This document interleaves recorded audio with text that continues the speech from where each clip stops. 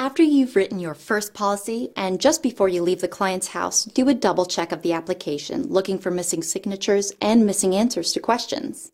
Make sure you have the voided check or banking info that is required on the application, and get any necessary supplemental forms, HIPAA, and replacement forms filled out and signed. This is an important step. The policy cannot be sent to the carrier without these requirements, and will mean you will need to make another visit to the client's home before you can submit it, get them covered, and get you paid. In the case of most final expense and even some mortgage protection applications, a telephone interview may be required. If this is the case, you will definitely want to complete that before leaving the home. Once you're finished with your appointments for the day, you can begin getting your paperwork together and adding in all the finishing touches to your applications.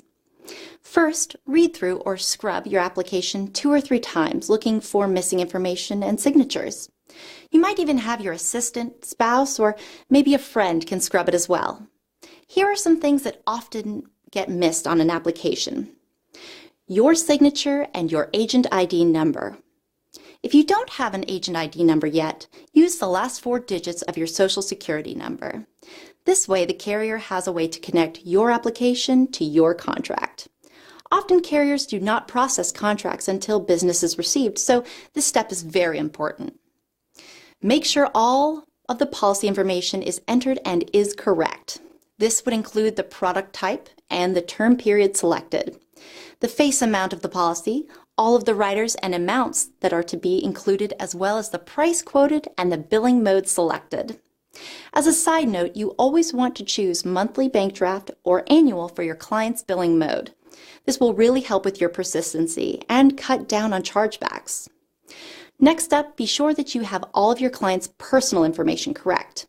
Things that are sometimes overlooked are Social Security and driver's license number, the client's address, as well as the best number to reach them, such as a cell or work phone. Also be sure to include their occupation and the amounts of insurance they currently have in force. And don't forget their beneficiary information. That's especially important to your client. Now, regarding the health questions, it is extremely important that you ask and answer all questions, giving thorough explanations to any yes answers. The more information you can provide for the underwriter, the better. Things like prescriptions and dosages, doctor's information such as name, address, last date seen, findings, etc. All of these things are important for the underwriters to make an informed decision.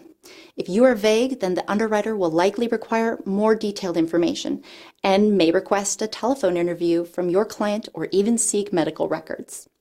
These things can really slow down the process tremendously and even hurt your client's chances to qualify for the coverage. Remember to scrub and include all of the supplemental forms that might be necessary. Examples would be HIPAA, banking or billing forms, health questionnaires, and replacement forms. These forms vary per carrier and per state, so make sure you have researched these before running your appointments and submitting your applications. Once your apps are ready to turn into your manager, you'll need to enter some important information into the OptLead software system.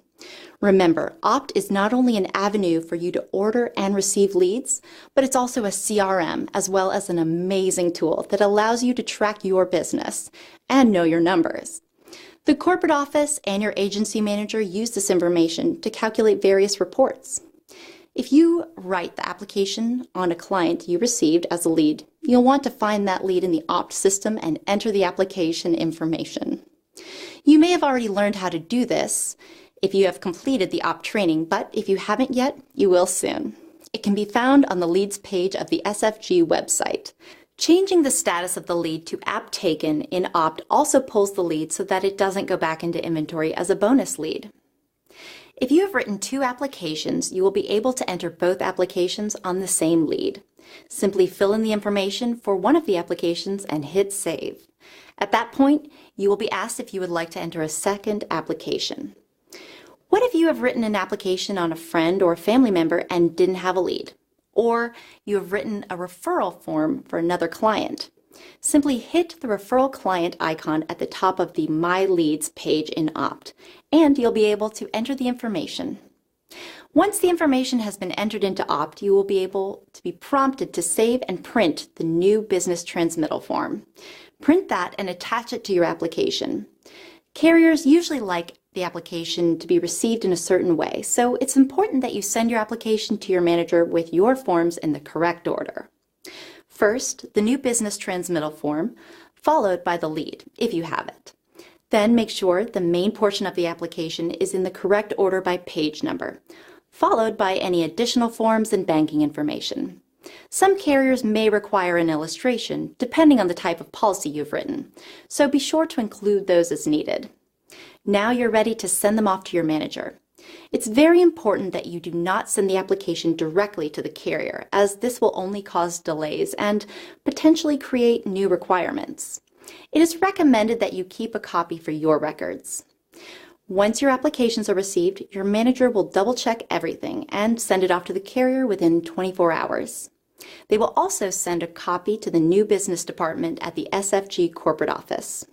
If you are writing with the carrier for the first time and contracting is needed, be sure to check that question in OPT and notify your manager.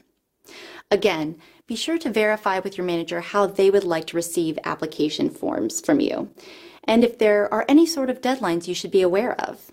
The first time you submit an application with a new carrier, especially if you're in a non-pre-appointment state, it might take a day or two longer to process your new business, so be a little patient, but be diligent in communicating with them to ensure that they have received everything. If the first time you call the carrier is within 48 hours of submitting your contract, they may say they do not have your paperwork yet. Don't panic, this is very normal. They probably do actually have it, they just might not have had time to enter all the information into their system. Feel free to call them back again the next day and ask for a status update. If after 3 to 4 business days they still say they do not have your information, you should contact your manager so they can research the issue. Some carriers are faster than others, and again, it takes a little bit longer with your very first application with each new carrier. As with everything, it is very important that you have a game plan with your manager to discuss which carriers you should write. Some carriers may have special contracting requirements, such as errors and omissions insurance or anti-money laundering training.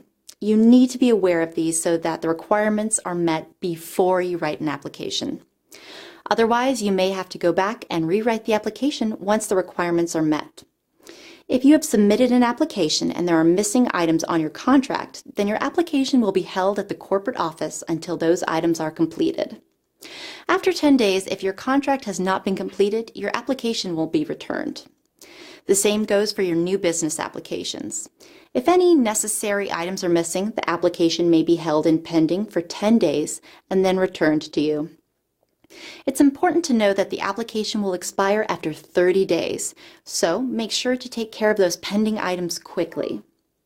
One of the best things you can do to prepare yourself before running your first set of appointments is to practice filling out several applications.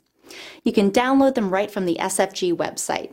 We highly recommend that you take the time to check with your manager to ensure that you have all of the correct forms. And definitely remember that many of the forms and apps are state-specific. Once you have them downloaded, fill out several on yourself and even do a few on your friends and family. This is a great opportunity for you to practice your sales scripts and software as well. And you never know, you might just end up with a few sales.